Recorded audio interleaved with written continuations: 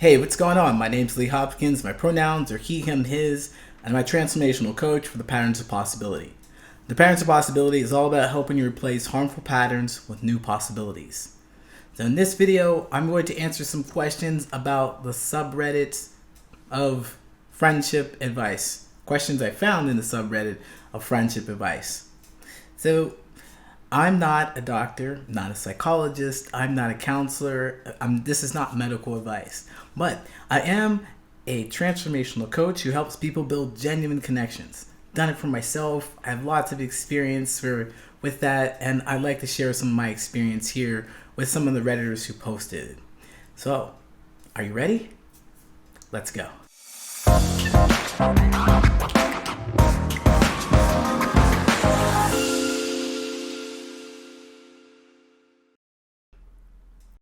All right, let's jump into our first question. This question is annoying D&D. Oh man, I don't know what D&D means, but we'll go with it. My best friend, 23 and male, created a D&D. Got it. Okay, Dungeons and Dragons. Man, I probably send my geek card right back. Annoying Dungeons and Dragons. I met my friend, 23 male, in a D&D game a few months back. I had never played it, and I started in the summer when there was not much going on. I didn't know just how extensive it'd be. Fast forward, and I'm kind of done with this game. I don't think I like D&D, and I'm kind of tired of having to play every week or other week for a few hours. I want to say that I have a career and a life to focus on, and that the game is way back on my priorities. Well, tell us how you really feel. But for some reason, all my other friends continue catering to him and wanting to play the game. I don't know what to say to get out of it this time. My fiance gets upset with me because he knows I don't care about it, and yet I'm still dragged into it. Problem is, previously my best friend accused me of not caring and being too cold, which maybe is true because I'm constantly putting my job ahead of my personal relationships. So I don't want to further upset him. However, I don't want to continue on with this game. Well, 23-year-old guy? I guess you're 23.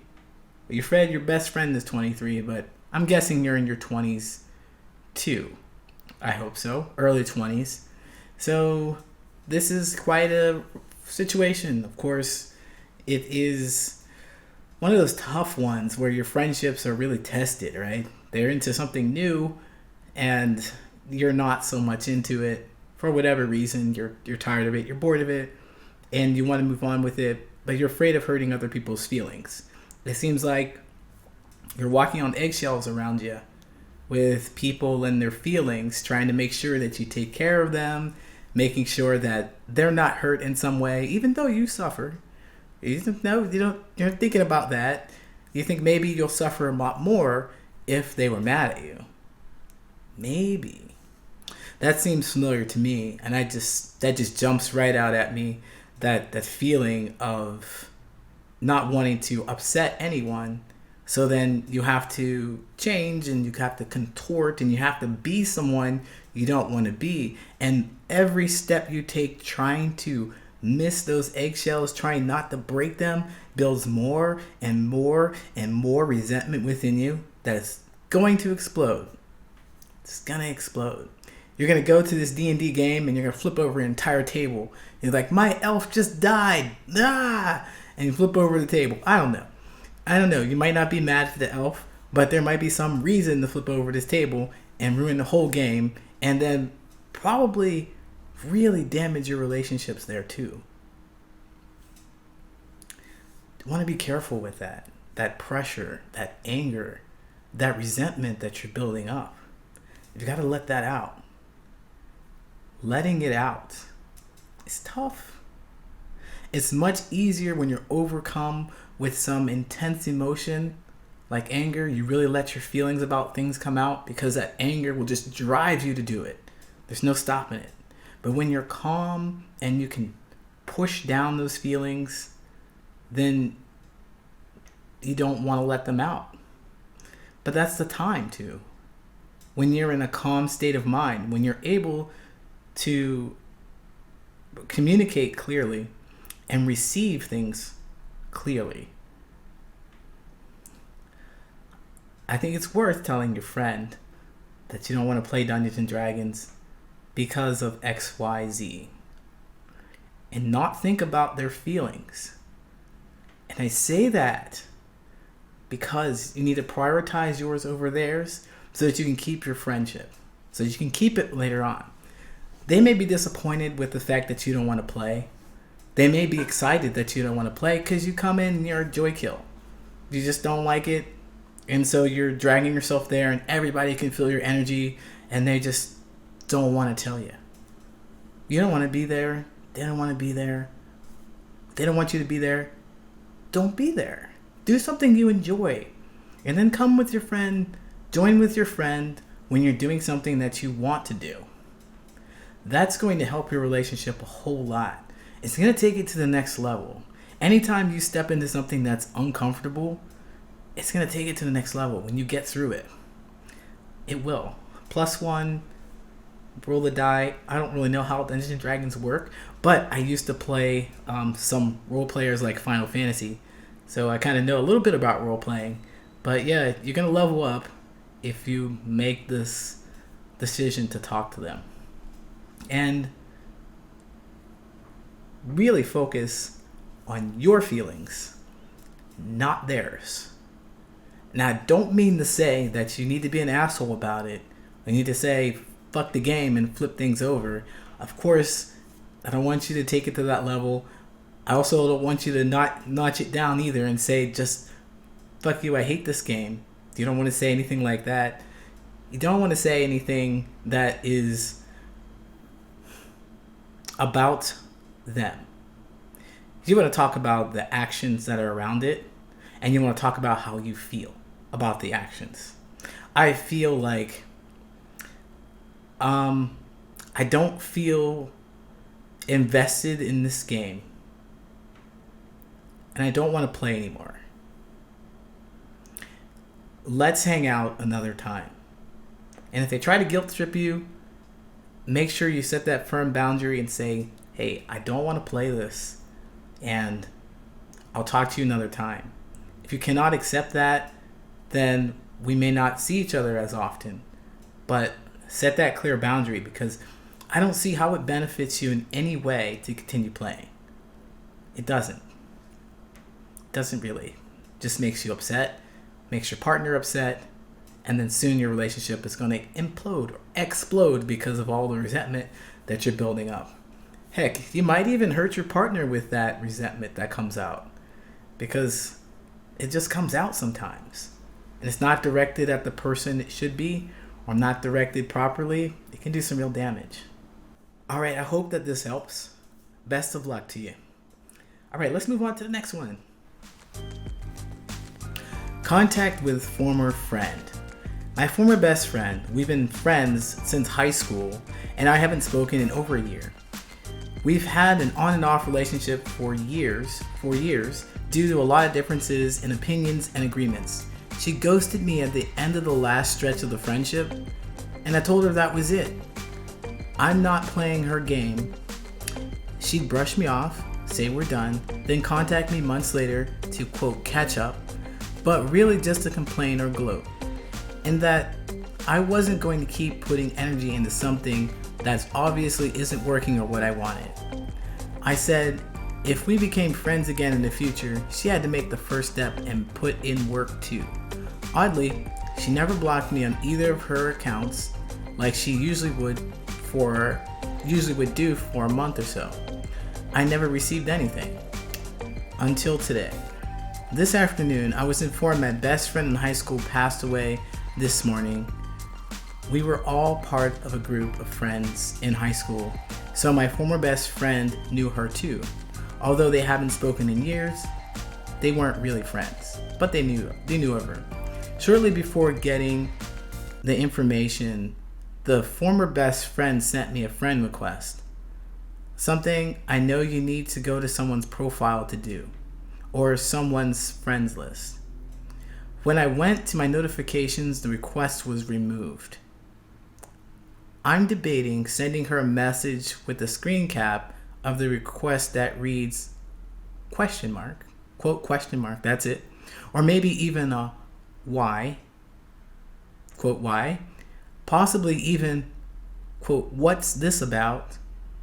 Part of me also wants to ignore it too. Is she just lurking, or should I take it as an attempt to contact? I'm sure she'll claim it was an accident though. Yeah, thanks for the question. Oh, that question is something else. Is she just lurking? The situation, as I see it, is like you are both still kind of tangled and hooked together with each other. You are waiting. It seems like you're just waiting for her to respond to you, to talk to you. You're waiting for her to do it. And she almost did, and you kind of looked at it and like, ooh, it looks so tempting. It's an easy way to talk to her and blame it on her for trying to connect with me. You know that you set this boundary up, right? You said that you don't want to be their friend unless they make some real changes.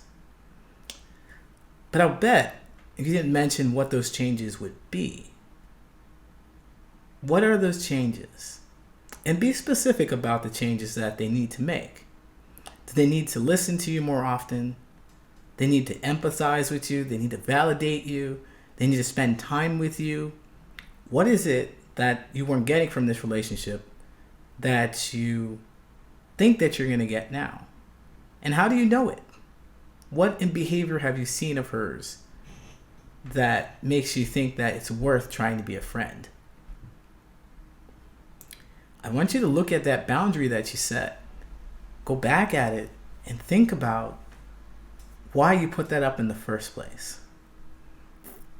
Do you want to honor that boundary? I know that you've been friends for a very long time, and it's so easy to fall back into a pattern of being with someone who you know just because, and then the devil you do know is better than the devil you don't know, because you don't know what's out there. You know what to expect with them. You know what you're going to get with them. You know how to behave with them. All those things that you know. It's scary to go into the unknown. But in this case, it's going to help you grow. And I believe it's exactly what you want. You said that. You said you're done. You said you're done. So be done. Be done with it. Nothing in your relationship is going to change unless someone changes. So this is your song and dance. This is what you do. You fight, you break up, you kiss, you make up. Essentially, you fight, I'm not talking to you. Then you come back together. I'm not talking to you. And you come back together. Here it is again. I'm not talking to you. But then you're going to come back together.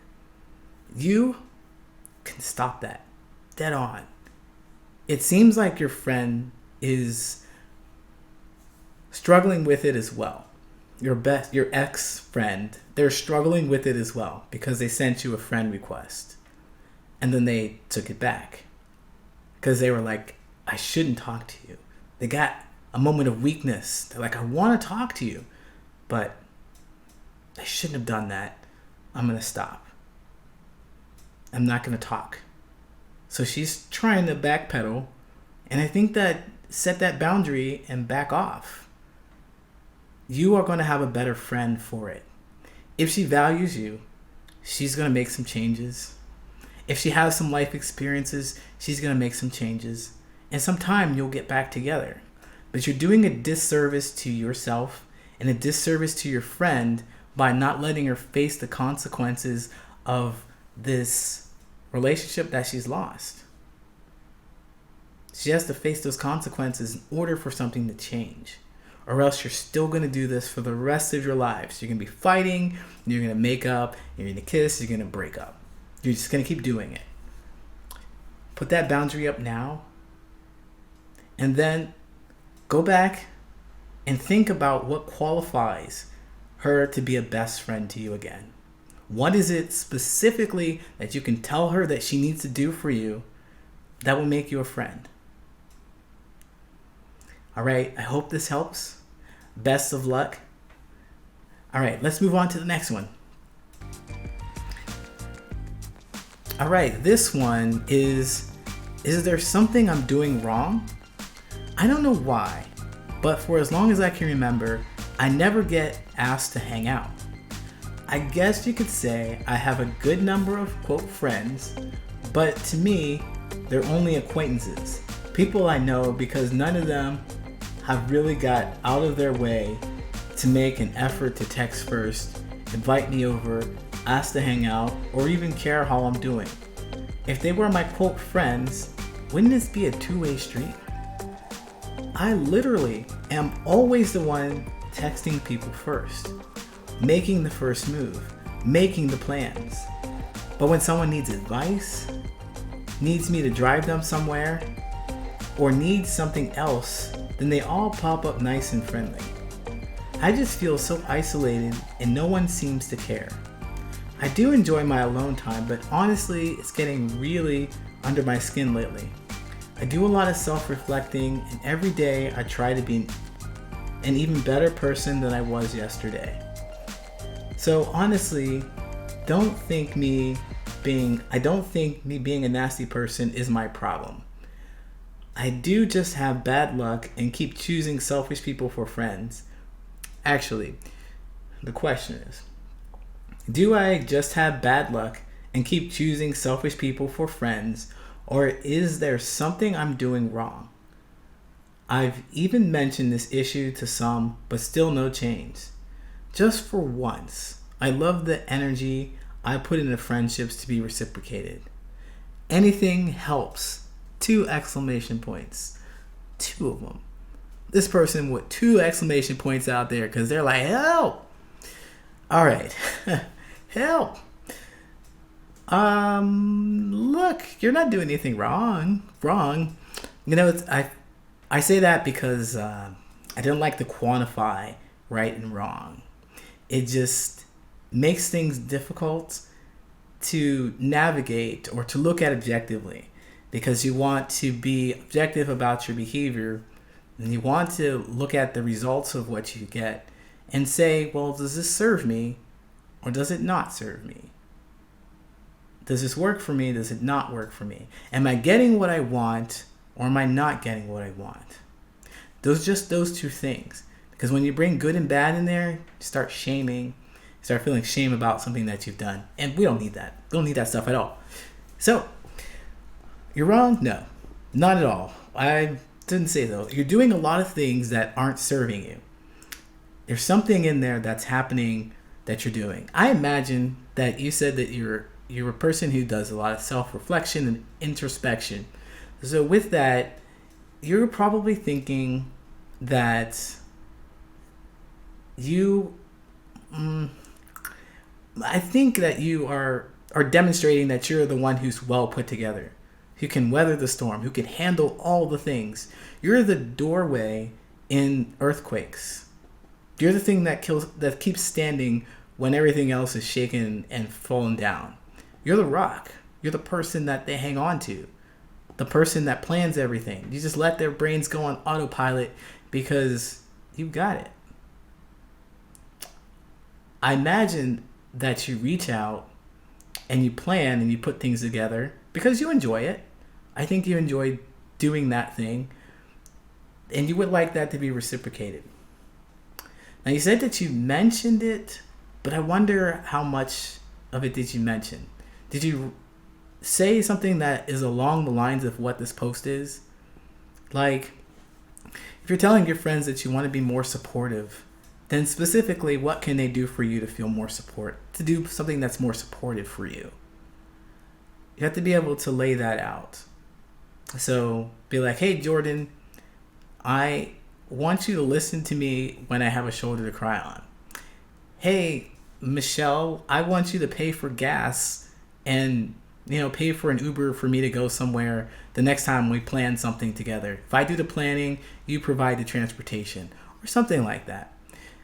I think that if you would ask your friends for something specific, they may respond to you in a surprising way. They may give you something that you want. Are you ready, though, to receive that? You seem like you're a person who does a lot of things and is used to a lot of pressure, and is used to a lot of taking care of people.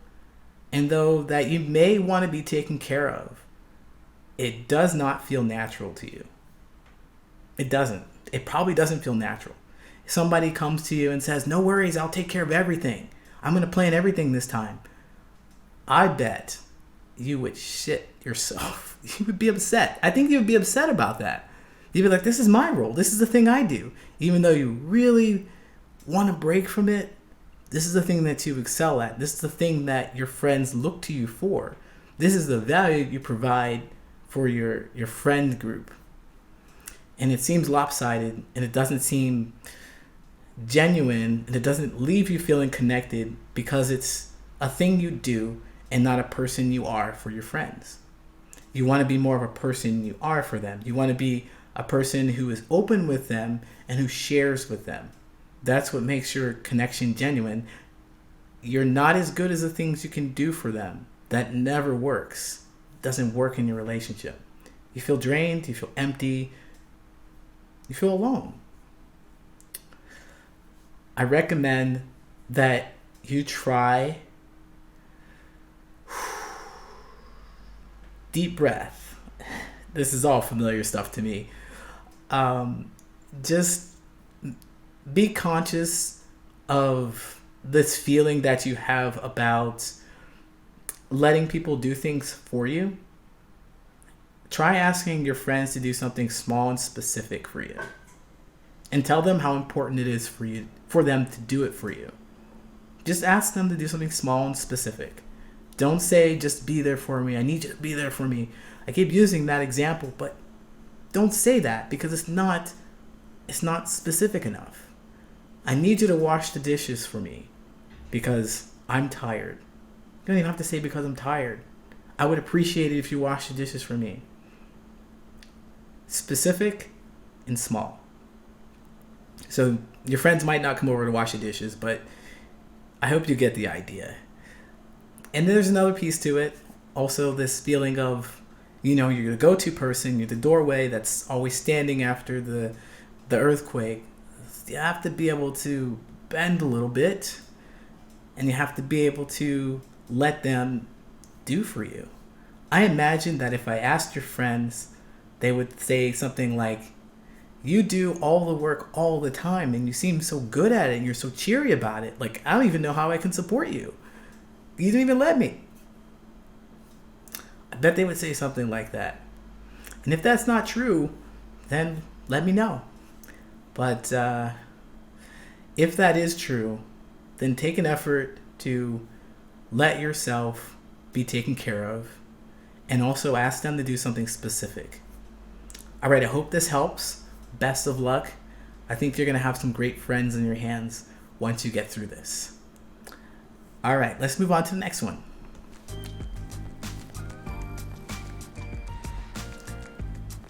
All right, friend avoiding new significant other, ? So, me and some other friends have a Dungeons and Dragons group. Man, Reddit is so nerdy. I love it. So, me and some friends have a Dungeons and Dragons group, but sometimes things get canceled, so we just play card games or board games. I asked the Dungeon Master once, who is someone I'm typically closer with, if at some point I could invite my partner, we are a new couple, and they said no, because they don't want it to be about couples. But there's 2 couples, 4 out of 7 people, already in the dungeon, and the Dungeon Master is one of them. Okay, whatever. Then there's 2 game nights where I ask if I could bring my partner, And both times they say no. Maybe next time. And in the beginning, I'm beginning to wonder if this is someone who is genuinely happy that I'm happy, or if it's a friendship founded on not how we feel, but solely on how they feel. It has been keeping me angry for weeks. Oh, wow. Alright, so they piss you off. They're being unfair, unreasonable. Of course, you're going to be angry at that. There's couples here, and you're saying that you have your girlfriend here, or you have your partner here, and I can't bring my partner? What you talking about? This doesn't make any sense. And games are canceled because we don't have enough people? What are you... This doesn't make any sense. And of course, you are losing your shit because they're not being honest with you about something. They're not being truthful. There's something there that they're hiding from you. I don't know what it is. Now, you said avoiding a significant other. That was the title of it. So is there something about your partner that your friend group just doesn't like? Have they expressed this to you before that brings that up? Because, we can see that there are couples there. Clearly, it's not about the couple thing. It's about some dynamic that's happening with you and your partner and the dungeon master and perhaps everyone else there, because maybe everyone feels that way as well. Who knows?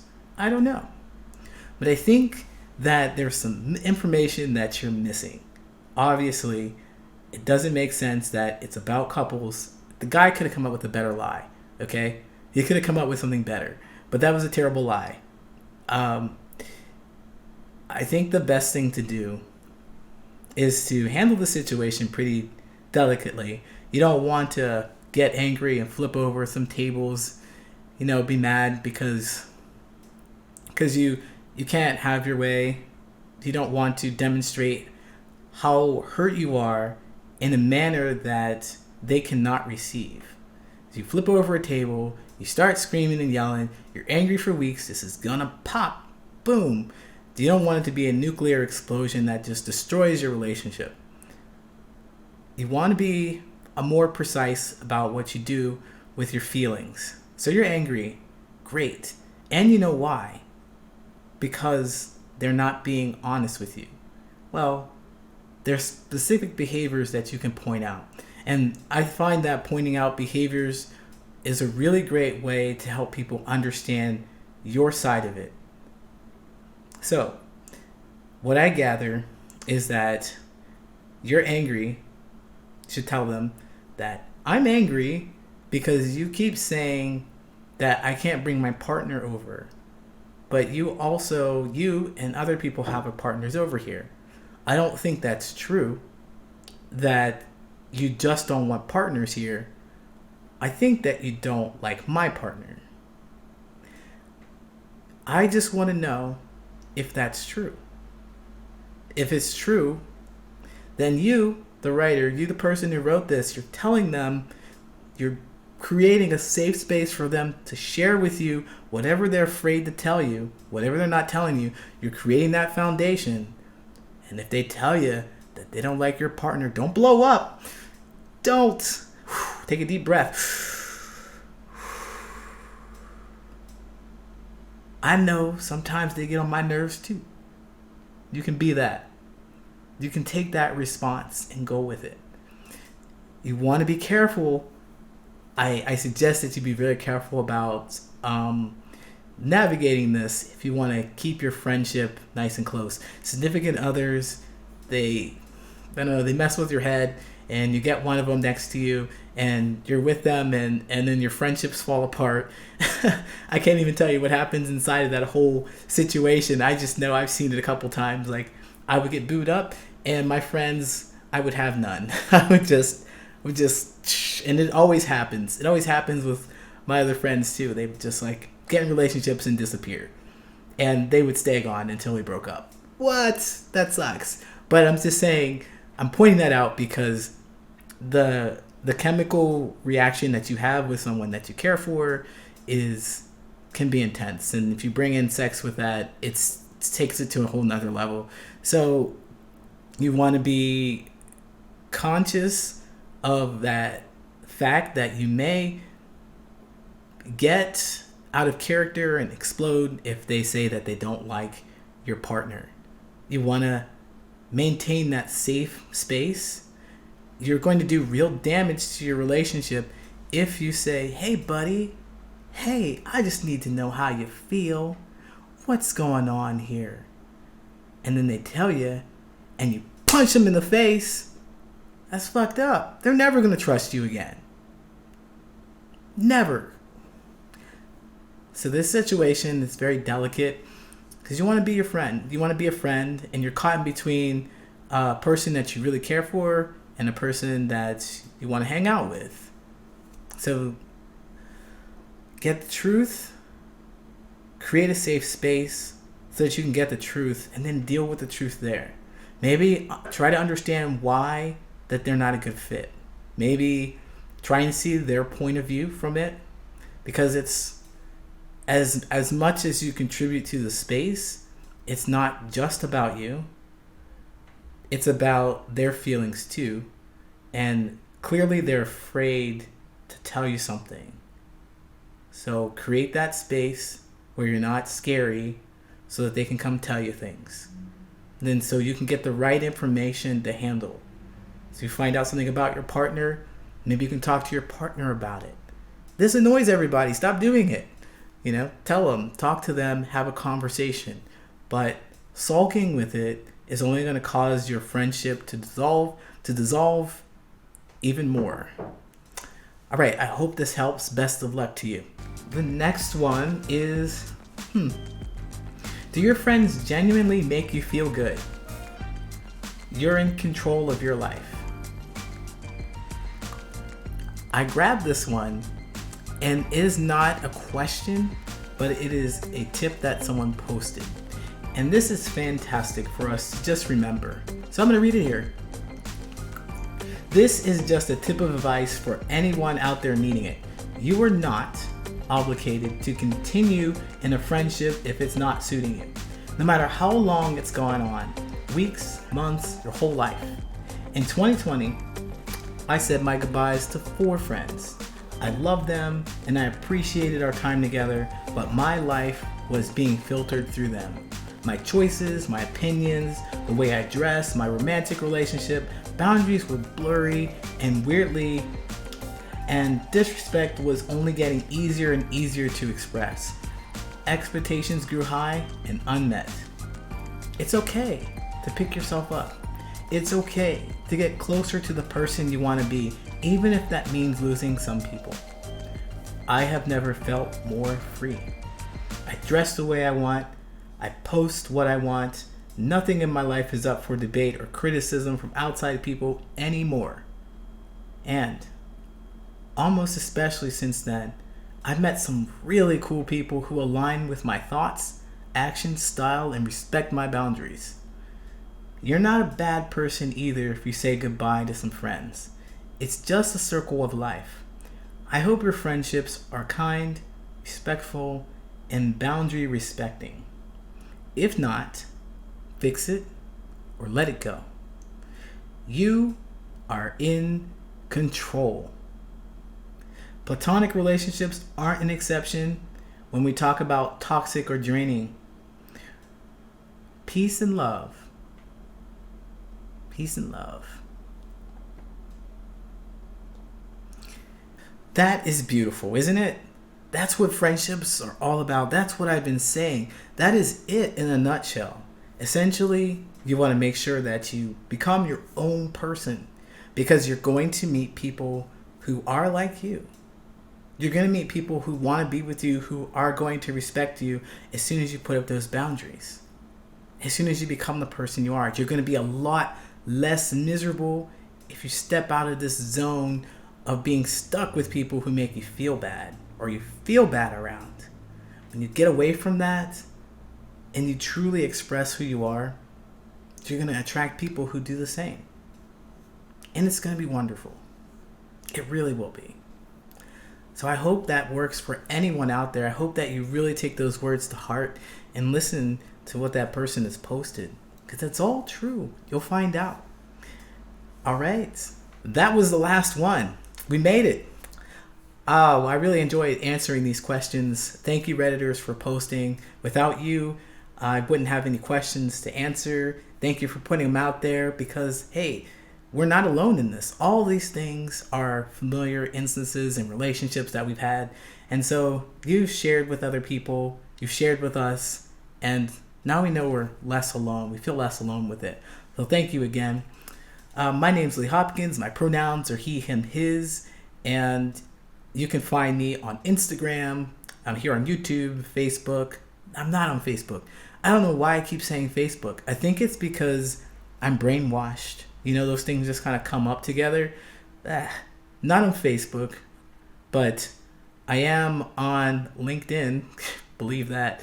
I'm on LinkedIn and I'm on other places in social media at Patterns of Possibility. If you want to ask me a question, if you have some insight for me, then you can leave a comment here. Of course, in YouTube, you can email me at patternsofpossibility@gmail.com, or you can go to my Reddit page at Patterns of Possibility. Leave me a question or two there. I will happily answer them for you. I might even answer them here. So thank you so much again for listening. I'll see you next time. Take care.